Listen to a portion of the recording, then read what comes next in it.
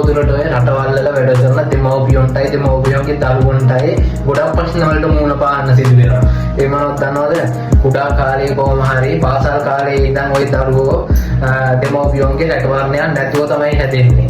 එක්ක තමන්ගේ ආච්චි සීයා ගාව, එක්ක පවුලේ කාගේ හරි ගාව නැත්නම් මාමා එයාලා ගාව තමයි හැදෙන්න වෙන්නේ. ඒ ළමයින්ට කොහොම හරි කුඩා කාලේ ලොකු වේදනාවක් දැනෙනවා. ඒක මොකද දන්නවද? කාගේ ආදරේ ලැබුණත් වැඩක් නැහැ. තමන්ගේ දෙමව්පියන්ගේ ආදරේ තමයි කුඩා කාලේ දරුවෙක්ට අනිවාර්යෙන් අවශ්‍ය වෙන්නේ. ඒත් දෙමව්පියන්ගේ පැත්තෙන් බැලුවට පස්සේ දෙමව්පියෝ ගොඩක් ප්‍රශ්න වලට මුහුණ පාලා ඉන්නේ. ඒ මොකද දන්නවද? සල්ලි හින්දා. අනිවාර්යෙන් දරුවෙක් දාලා දෙමව්පියෙක් රට යන්නේ එයාලට තිබ්බේ නැති දේවල් අනිවාර්යෙන් තමන්ගේ දරුවන්ට දෙන්න.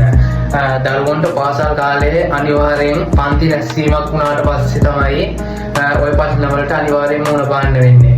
ඒ මොකද දන්නවද? තමන්ගේ දෙමව්පියෝ නැති වුණාට පස්සේ ඒ ළමයින්ට ගොඩක් ඒ අඩුපාඩුව දැනෙනවා. අනිවාර්යෙන් යාළුවෝ විහිළු කරනවා. කුඩා කාලේ ওই දේවල් වලට මුහුණ පාන්න වෙනවා. සමහරක් විට දෙමව්පියෝගේ රැකවරණේ නැති හින්දා ආච්චි සීයා බලා ගන්න ඉන්න කොහොම හරි බාරකාරයන්ගේ හරියට ඔයාලා බලන්නේ නැහැ කියමු දරුවා ගැන. එහෙම වුණොත් කොච්චර සල්ලි දීපත් වැඩක් නැහැ. ඒ දරුවෝ නොමග ගියොත් ඒ දෙමව්පියෝ හම්බ කරන සල්ලි ඔක්කොම වතුරේ. තමන්ගේ දරුවෝ හොඳ තැනකට යවන්න තමයි මේ මිනිස්සු රට ගිහිල්ලා කට්ට ගන්නෙ. ඒ වගේම දරුවෝ ඒ සල්ලි යවන ඒවා කොහොම හරි වැරදි දේවල් වලට යොමු වෙලා තිබ්බොත් ඒ හම්බ කරන දේවල් වලින් කිසිම වැඩක් නැති වෙනවා.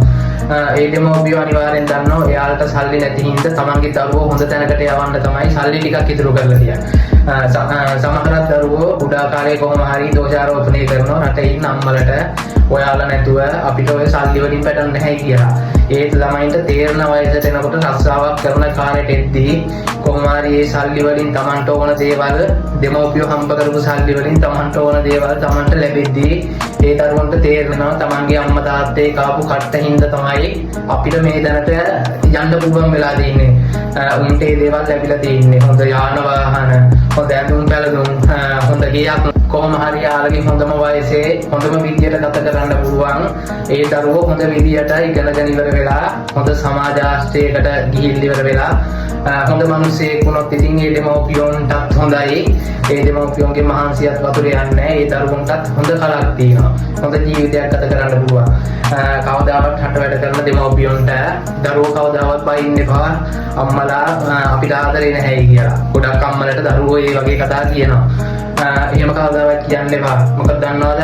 ඒ දරුවෙක් දාලා අම්මා රටකට ගිහිල්ලා තාත්තා කෙනෙක් රටකට ගිහිල්ලා වැඩ කරන්නේ ගොඩක් අමාරුයි. මොකද මේ රටවල් වල ගොඩක් ප්‍රශ්න තියෙනවා. ගෙවල් වල වැඩ කරද්දී කොච්චර ප්‍රශ්න තියෙනවද? ඒවත් ඔළුවේ තියාගෙන තමන්ගේ දරුවෝ ගැනත් ඔයලා බලනවා. ඒ කියන්නේ දෙමව්පියෙක් ගොඩක් අමාරු දෙයක්. විශේෂයෙන් දෙමව්පියෙක්ට දරුවෙක් තනි කරලා එනවා කියන්නේ ගොඩක් අමාරුයි.